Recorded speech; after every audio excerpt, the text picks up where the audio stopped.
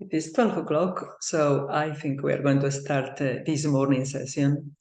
Good morning and welcome on behalf of Liverpool and the rest of the Chambers part of the Chamber Trade Academy. My name is Elena Enciso and I'm Head of International Trade at Liverpool Chamber. Today we are going to hear an update on the Liverpool City region Freeport. There are some misunderstandings about the area covered by the Freeport, its purpose, benefits for the local and wider economy. So hopefully we will clarify this in today's webinar. Before I start, I wanted to put into context the Chambers Trade Academy. This is an initiative of 10 chambers to provide short visual sessions covering from the basics of exporting and importing to the latest updates on things like trading with Northern Ireland, transition to CDS, or specific rules covering trading with a particular market. As you know, chambers are at the heart of the business community, and we offer support to businesses of all sizes and sectors, covering things like the ones you are seeing on the screen: international trade training, customs brokerage, Forex, management of letters of credit, trade events. So to find out more about how to become part of the Chamber Trade Network, please contact your closest chamber. Moving on to today's topic, the UK government announced in January 2020 their intention to establish a number of free ports across the UK. That was part of the levelling up agenda and also part of the government's plans to reduce greenhouse gas emissions to net zero by 2050. Our guest speaker today, Giles Jones, a project manager at the Liverpool City region Freeport, is going to give us an update on this ambitious project. So without any further delays, over to you, Giles. Thanks very much, Elena, and good afternoon, everybody. It's a pleasure to be speaking to you today about the Liverpool City region Freeport. If you could move on to the next slide, please, Elena. Thank you very much. So, as I say, it's great to be speaking with you, and I'm conscious that we've got attendees joining us from different parts of the country outside the Liverpool City region. So I will try and keep this presentation relevant to businesses and chambers who are slightly further afield. There are a number of benefits to the Freeport that can apply to businesses operating right across the country. So it's not just confined to companies who are operating within the Liverpool City region. So Elena gave a nice introduction there in terms of the sort of brief backstory in terms of freeports within the UK. This slide just gives a bit more context on what a freeport is. And the first thing to say is that it doesn't just relate to the Port of Liverpool itself. That is a common misconception that we have. Lots of people think that the Freeport is just the area in and around the Port of Liverpool, but it's actually more of a special economic zone, more similar to what you may be aware of in markets like the Middle East, China, South America. Free ports, free zones, special economic zones are quite well-established models in different markets, but they are new to the UK, as Elena mentioned. So the first point there, free ports are special areas within the UK borders where different economic regulations apply. That's absolutely correct. And throughout the course of this presentation, I will come on to some of the tax and customs incentives that apply to businesses operating within the Liverpool City region Freeport. The idea of freeports is to create high quality jobs, regenerate areas and secure inward investment into the 8 areas that they are established within England. You can see a map there on the right hand side of the 8 English freeports. You'll probably notice that 7 of the 8 are coastal areas, areas where there has historically been large ports, big maritime activity, and that certainly applies to Liverpool. There is also a free port in East Midlands, which relates to the area around East Midlands Airport, which is quite a significant cargo hub for the UK. I'll come on to it in a bit more detail later, but we've established 3 tax sites within the Liverpool City region. These are specific areas which have been redlined by Treasury, in which businesses can access some quite attractive tax incentives in an intention to secure inward investment. And as I say, I will come on to the three areas that those apply in a little bit more detail later on in the presentation. And then the final point there is that freeports are not new. As I mentioned, they're new to the UK, but they're well established in markets around the world, particularly places like the Middle East. They're well established in the US, where they're referred to as foreign trade zones. But the concept of special economic areas is certainly not new. Thanks very much, Elena. Next slide, please.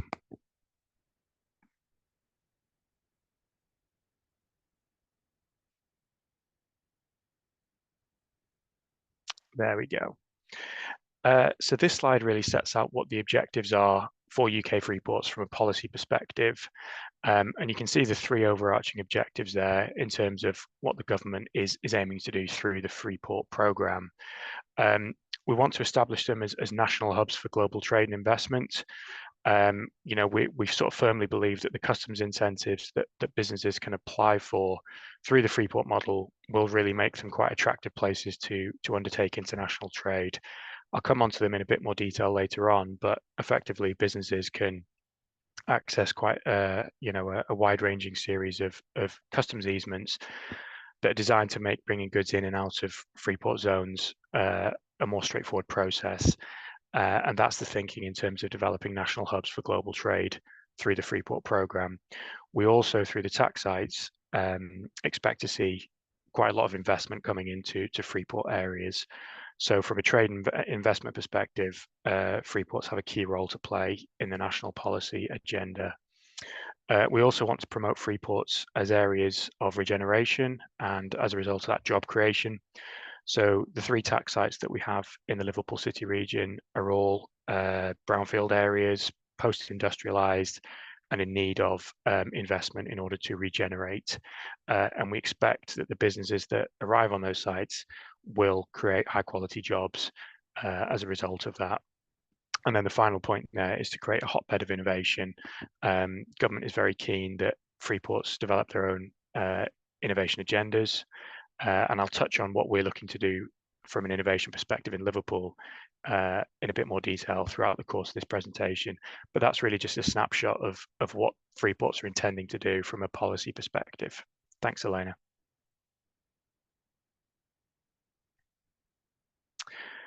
So this gives a bit more detail in terms of how that policy will be delivered. As I mentioned earlier, we're looking to develop a range of custom sites throughout the Liverpool City region. These are areas where HMRC have been in, worked with the businesses who are applying for custom site status, and agreed that they're operating to a sufficient standard that they can be considered a custom site operator. The benefits of becoming a custom site operator are quite significant. Businesses can bring goods into one of those custom sites with import duty and import VAT suspended. They can hold on to those goods indefinitely and then either release them or re-export them as and when they need to.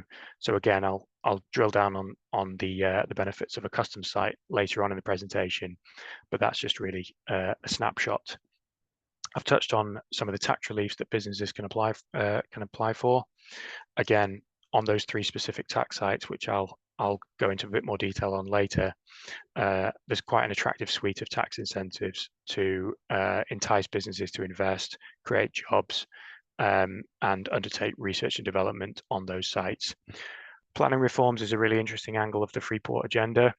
Government is quite keen that businesses who are investing in Freeport sites can benefit from a supportive planning environment. I'm sure everyone on the call has experienced some of the delays in the planning process. And the idea is that on a Freeport site, that can be expedited while still going through all the normal planning procedures. It can be done with a bit more resource behind it to make sure that development can take place in a timely manner.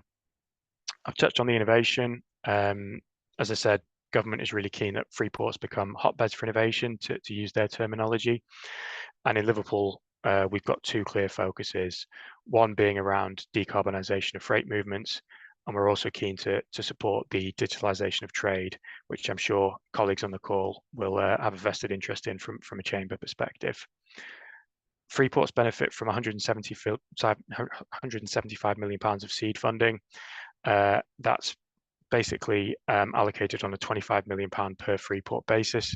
So we, as the Liverpool City Region Freeport, will access 25 million pounds of that, and we're investing in infrastructure to make the Liverpool City region a really attractive place to invest, to improve connectivity, and to, as I say, appeal to international investors. And you can see a breakdown there of some of the investments that we're looking to make. So, for example, Parkside in St Helens, which may be familiar to some colleagues on the call, that's one of our 3 tax sites, and we're supporting with £9 million to invest in a link road linking Parkside to the M6. So again, example of how we're improving connectivity across these sites. And we're also working closely with, I should say, the Department for Business and Trade rather than the Department for International Trade. We're working closely with DBT to promote Freeports to international investors and businesses who are doing international trade, and to really make the case for Freeports as an attractive launch pad for the UK market. Thanks, Elena. So this slide gives an overview in terms of some of the key sites that we're talking about here. As I mentioned at the outset, it's best to really think of Freeports as special economic zones rather than just relating to the ports themselves. The Port of Liverpool is a really important strategic gateway for us. A vast majority of the trade that comes into the region comes via the Port of Liverpool, and it's still very much the gateway, particularly for the North American market. I think still about 45% of US originating goods that arrive into the UK come via Liverpool. So we still do very much see Liverpool as the gateway to North America. Just to point out some of the key sites that we're talking about here, the red sites are the tax areas that I spoke about. So these are the specific areas that businesses can invest and access some quite attractive tax incentives. And we've also got some of the key other strategic points of interest in terms of some of the big existing businesses like AstraZeneca. We've also got the airport, which is developing as a hub for cargo, and some of the other key industrial sites such as 3MG Widnes, Stanley Industrial Estate, and so on. So we expect, as you can see on the left-hand side there, to develop a number of custom sites throughout the Freeport project. We also expect to develop 800 acres of land for commercial development, bringing in £800 million of new investment and creating 10,000 jobs. So we're still at the relatively early stages of delivery of the Freeport, but we're starting to see the early signs of these objectives being delivered, which is really encouraging. Thank you, Elena.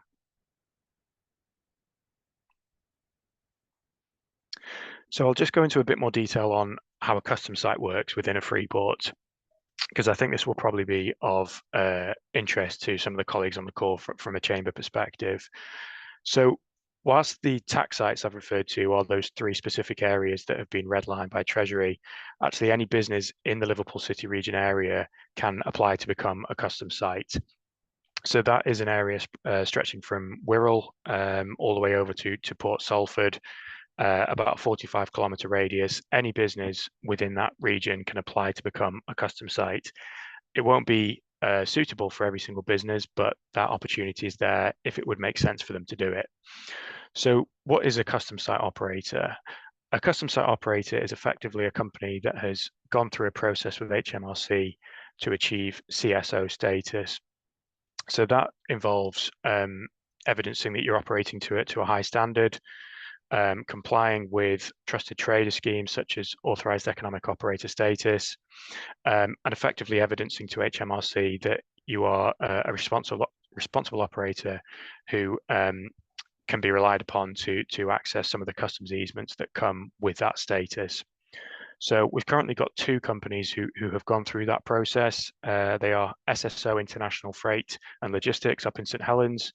And just last week, we had our second business approved, which was Applied Nutrition, a sports nutrition business in Knowsley. So those businesses are able to benefit from some of the easements that you can see listed on the slide here. Duty suspension. So businesses who are operating as custom site operators can bring goods into their site, and any import duty or any import VAT will be suspended until those goods enter the domestic market. So that works in a similar way to customs procedures like customs warehousing or temporary storage. The benefit of the Freeport model is that that status is indefinite. So a business could bring a good in, hold it indefinitely, and release it as and when they need it. So we're seeing lots of interest from businesses who are looking to bring some of their raw materials closer to the production facility. They quite like the idea of being able to hold on to their raw materials or their components until the point that they actually need them in the manufacturing or the production procedures. Duty inversion, the second one there, that works in a similar way to inward processing relief. So a business can bring a component part in to the Freeport custom site, use it in the manufacturing process, and then pay a lower duty of rate dependent on what the finished good would be. So the example I tend to use here would be in the automotive sector.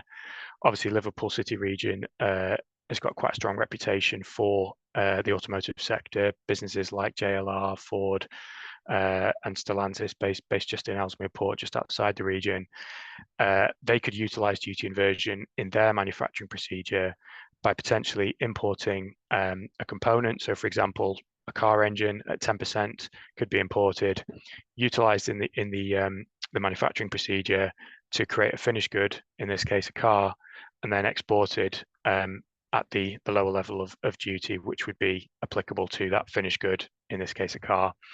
So that provides a bottom line saving for businesses, as I say, in a similar way to a procedure like inward processing relief, but we're seeing strong interest from companies with international supply chains for that one. Duty exemption is probably fairly well understood, but again, that applies to custom site operators. So businesses can bring goods in that might attract a level of duty, and if they're being re-exported, no duty would be applicable there. So, again, a relatively well understood procedure there. And the final benefit that you can see on this slide is movements by conduct. So businesses that are importing goods into a custom site can declare that on their import declaration, and goods should be able to move slightly easier into that custom site than if they were being held in a non-custom site area. So we're starting to see how that's working with the two custom site operators that we have established here in the Liverpool City region. Thank you, Elena.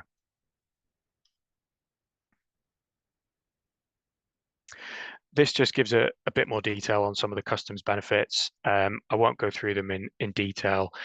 I mean, the key message from the customs perspective is really that the Freeport offering is quite substantial in the sense that it brings together a lot of the existing customs procedures under one umbrella. So, as I mentioned on the previous slide, duty inversion works in a similar way to inward processing relief. Duty exemption or duty suspension works in a similar way to things like customs warehousing or temporary storage. The benefit really of going down the custom site operator model is that you can benefit from all these procedures under one umbrella by going through one procedure with HMRC. So it does open up lots of opportunities for businesses, particularly those who are either engaged in international supply chains, or also businesses who are perhaps third-party logistics firms and are bringing in and holding stock on behalf of their clients.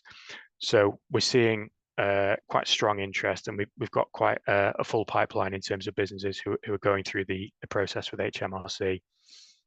Just in terms of that process, I know companies are always quite keen to understand how it works. It tends to be about a 4 to 6 month process for businesses, depending on how established they are.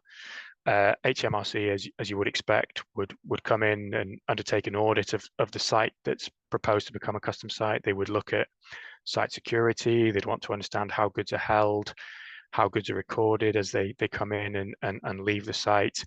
And as and when they're satisfied that the business is operating to a high level, they would then provide custom site operator status to the business, and they would be able to start benefiting from all the easements that we've gone through. So I won't go into too much detail on what we can see here, but happy to answer any questions on the customs elements of Freeport towards the end of the presentation. Thank you, Elena. So the other key element really of the Freeport offering relates to the tax sites. These are those three areas that I touched on very briefly earlier that have literally been redlined by Treasury. And any business investing in these sites can effectively take advantage of some of the tax incentives that you can see listed here.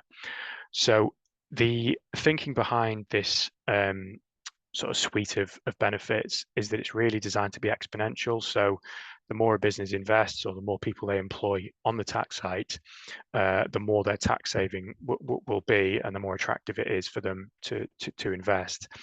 So I'll run through them quickly, but you can see here full business rates relief for new businesses who invest on the tax sites.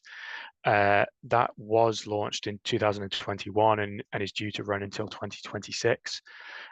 So businesses can still benefit from 3 years of business rate relief. I should say we are working with the rest of the UK freeports to have these incentives extended because as any sort of large infrastructure project, freeports have been delayed with supply chain difficulties and sort of general delays. So we're very keen that these incentives are extended to ideally 2029, 2030. But as it stands, they are due to expire in 2026. Businesses investing in a Freeport tax site will also benefit from stamp duty land tax relief. So that's at 0%. So, attractive for businesses who are looking to acquire space within one of the Freeport tax sites. There's also employer national insurance contribution relief for the first £25,000 of an employee salary. So that works out at, for an employee on £25,000 or more, it works out at a saving of about £2,000 per year for the employer. So again, the more people that they employ, the bigger the saving, and the more attractive it becomes for them. Enhanced structures and buildings allowance, that's really designed for businesses who are investing in their sites, and that's a 10% deduction per annum, again up until 2026 currently. And finally, enhanced capital allowances there. So for businesses who are investing in plant or machinery equipment, they can write that off against their tax return in a similar way to the super deduction that the government has implemented relatively recently. So that is the full suite of tax incentives that businesses will benefit from if they invest in one of the tax sites. Thank you, Elena. So just going back to this site, this slide again, just to point out, the three sites that we're talking about here: Wirral Waters in Birkenhead. That's located around the Birkenhead docks for any colleagues on the call who are aware. That's a Peel Land and Property Development, and they're developing sites from around 26,000 to 92,000 square feet there. So it's quite a nice offering for small and medium-sized businesses, potentially those who are not looking for 400,000 square feet. And we're seeing a really strong interest from businesses in the marine sector, the energy sector, automotive sector. There really is quite a strong interest in Wirral Waters, particularly because it's located so close to the docks in Birkenhead and therefore has good access to water. The second one is 3MG down in Holton. 3MG meaning three modal gateway, so good railroad and sea connectivity to 3MG. That ranges from around 80,000 to 550,000 square feet. So real kind of diverse offering there in terms of what's available. We're seeing really good progress with that. So the first site at 3MG is due for practical completion next month. So businesses can start to move their operations onto these sites from next month and start to take advantage of some of the tax incentives that we've seen. And then the third and final one there is Parkside over in St Helens to the east of the map. Parkside is a former colliery, so sort of traditional brownfield site that's really in need of regeneration. It's good connectivity to the M62. And as I mentioned earlier, the Freeport is making an £8 million investment to link it up to the M6 as well. So it's really attractively situated in terms of road connectivity. And that will be the largest of our three tax sites as well. We're sort of seeing a lot of interest there from the logistics sector, as you probably expect, because of the location of it. Thanks, Elena. this just gives you a sort of visual representation of the 3 tax sites that we're talking about here. As I mentioned, they have literally been redlined by Treasury. So anywhere within these red lines, businesses can invest and take advantage of those quite attractive tax incentives. And you can see some aerial shots there of where they're situated, as well as some 3D renders of what we expect the sites to look like. Thank you. Next slide, please. I'll run through these really quickly, but this again just gives you a bit more detail on each of the 3 tax sites. Liberty Park in Widnes, you can see there the proximity to JLR and Alstom. So we're seeing really strong interest from the automotive sector to invest here. Couple of units available there. A 365,000 square feet speculative build, or 150,000 square foot building as well. So this slide is a little bit out of date now. Planning applications have been submitted. They started on site in Q3 2022, and as I mentioned earlier, they're expected to be at practical completion at the end of next month. So it's gone quite smoothly in terms of the build for Liberty Park and 3MG down in Widnes. Next slide, please. This is Wirral Waters. As I mentioned, Peel Land and Property Development, very close proximity to the Birkenhead docks, as you can see here, which is making it quite attractive for businesses who are looking to bring components in and bring goods out. MEA Park, as it's being branded, relates to the marine, energy and automotive sectors, which we kind of anticipate will really be interested in investing in Wirral Waters. And you can see there's a focus on supply chains, modern methods of construction, manufacturing, logistics, and innovation. And the good thing about Wirral Waters, as I mentioned earlier, is the plots are slightly smaller than some of the other sites as well. So really does create opportunities for SMEs. And then the final of our 3, sorry, Elaine, I'll just run through the last slide very, very quickly. This is the final of our 3 tax sites, Parkside over in St Helens. As I mentioned, by distance, the largest of our tax sites, very close location to the M6 there, as you can see, and also very close to the M62, as well as Newton the Willows train station. So again, ideal for logistics, but also strong interest from manufacturing companies as well. Thank you. Just wanted to touch on this really quickly. The retention of business rates is a really key element to the whole Freeport project. So the idea behind Freeport is that as businesses move onto these sites, the local authorities in which they're located will actually retain the business rate. So rather than them going into sort of central government and being allocated accordingly, actually Wirral for Wirral Waters, St Helens for Parkside, and Halton for 3MG will actually retain 100% of those business rates that are derived from tax site activity. So we're starting to see Wirral, for example, already retain business rates from some of the activity that's taking place at Wirral Waters. And this really allows them to borrow against future retention of business rates and actually develop quite interesting regeneration strategies from that business rate retention. So this is almost a legacy that we expect Freeport to deliver in terms of developing business activity, retaining those rates locally, and then kind of fueling further regeneration through allocation of that funding. So this is an element that we don't often talk about when it comes to Freeports, but I just wanted to kind of point that out as a key element of the Freeport project. Thank you, Elena.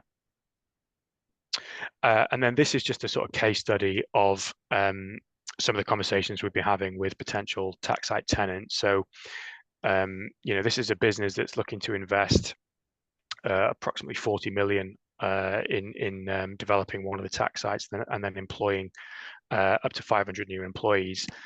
So we actually did the sums on what the tax incentive would be for this business should they decide to invest on one of the tax sites, and we've kind of broken it down here. So, based on 500 new employees, that would be an employees' national insurance contribution relief benefit of over £3 million. Structures and buildings allowance estimated to be about 1.7 million. Benefit of enhanced capital allowances about £1 million based on the investment in plant and machinery equipment that they're looking to make. 5 years full business rates relief for just over £8 million, and stamp duty land tax relief of £500,000. So we're actually able to establish that on a £40 million investment with 500 new employees, they'd be looking at a £12 million cash terms tax incentive by investing on one of our 3 tax sites. So just a nice kind of sort of illustration of what the tax incentive would be. Thanks, Elena. This is just really the final slide. It kind of gives a snapshot of what we're looking to do, both in terms of the customs and the tax incentives that businesses can apply for.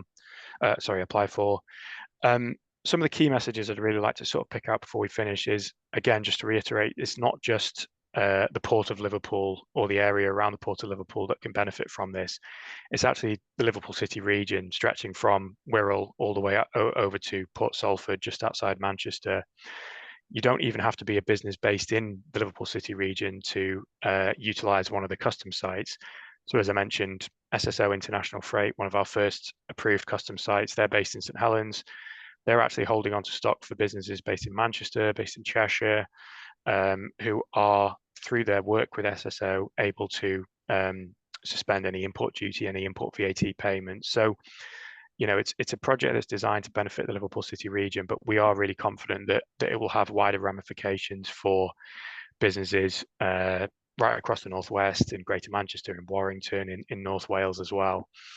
And obviously the tax sites, you know, they are sort of confined to those redlined areas, but we expect the increase in business activity there to kind of have knock-on effects for suppliers and other businesses who are based further afield. So that really is the presentation in a nutshell. It's quite a lot to go through in sort of half an hour, but hopefully I've shed a bit of light on what Liverpool City Region Freeport is and what we're looking to do. I'd be more than happy to answer any questions that anyone might have for the next sort of 10 minutes or so. Thank you very much, Giles. It's been a really comprehensive overview of this ambitious project, and hopefully will translate in the creation of jobs and more investment. As I wait for some more questions to come through, I have one here about what are the industries and sectors that are prominent within the Liverpool Freeport at the moment?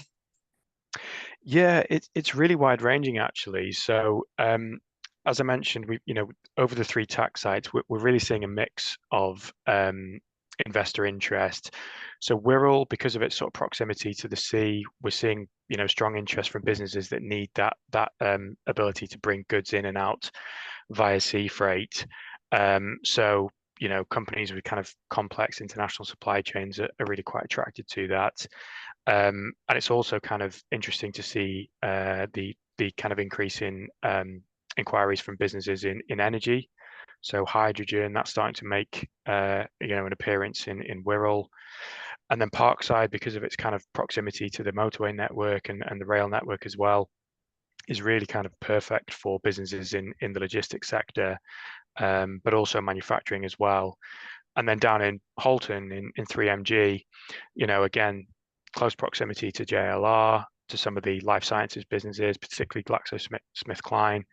And again, that's sort of being reflected in the inquiries that we're seeing. So it's a mixed bag, but I think there are opportunities for businesses in virtually any sector, really.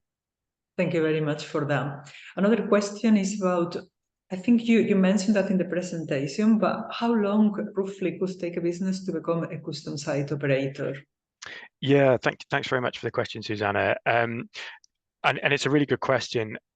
There's no kind of one size fits all approach. I think it really depends on the sort of suitability of the business to go through the process. So if I use SSO as an example, they are a third-party logistics firm. They're established in St Helens, where they had a relatively new facility that had good kind of physical infrastructure, so that the site was very secure in terms of gates coming into and onto the site, had good kind of CCTV coverage. So HMRC, when they undertook the audit, were quite impressed with how sort of physically secure the site was, and also the standards to which they were holding on to the goods that were coming onto the site. So SSO probably went through the process in about 4 months, which I would say is probably at the quicker end of the sort of spectrum in terms of becoming a custom site operator. We have worked with businesses, and we are continuing to work with businesses who have been looking to become custom site operators for potentially 9 months in some cases. They may have faced delays because they might have had to make an investment in some of their security, so they may have needed to invest in new fencing or new CCTV. HMRC are also quite interested in IT policies, so they like to understand how businesses are recording goods that are coming into and out of the sites. So some businesses have had to sort of implement new IT policies. But the other point I'd make on the custom side of the Freeport offering is that, as I mentioned, any business in that Liverpool City region can apply to become a custom site operator, and the zone actually stretches out as far as Port Salford. So, you know, sort of almost kind of West Manchester.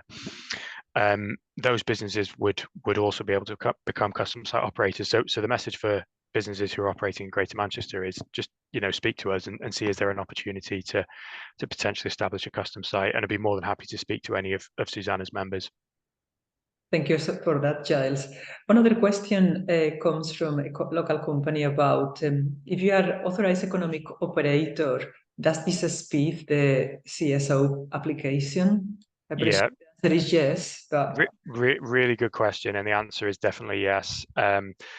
Companies who are operating at authorized economic operator status are obviously well attuned at you know, operating to a high standard when it comes to holding goods, recording movements of freight. So we're finding that businesses who are either already authorized economic operators or are going through the process are in a much better position to become a custom site operator as well. The two kind of complement each other very nicely. Thanks for that. Another question is about how long do the tax reliefs and incentives apply for? Yeah, so I touched on it briefly in the presentation. At the moment, as you said in your introduction, Elena, the government actually announced Freeports in early 2020. It was Chancellor Rishi Sunak at the time, obviously, you know, gone to become Prime Minister, who announced it. And the idea was that they would last for 5 years, so that would take us up to 2026. As I say, Liverpool, along with the other 7 English freeports, have seen kind of delays on construction, and you know, actually establishing the freeports has taken longer than I think the government anticipated. So at the moment they're due to expire in 2026, in April 2026, but we have been lobbying for these tax incentives to be extended to 2029 to kind of get us back to that kind of 5-year sort of project.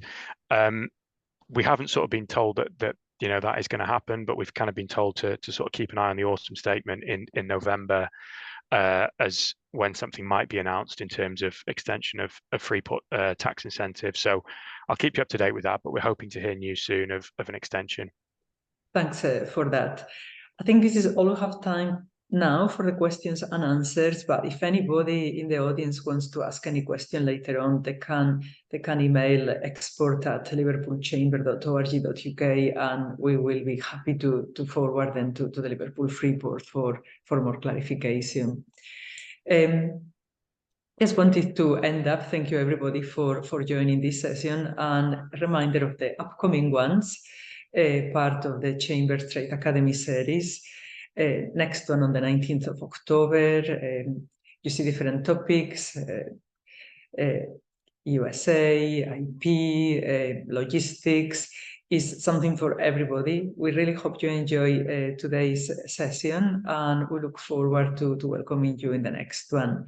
Thanks very much. A reminder of all the chambers that take part in these sessions is here in the last slide. And see you soon. Thanks for your attention.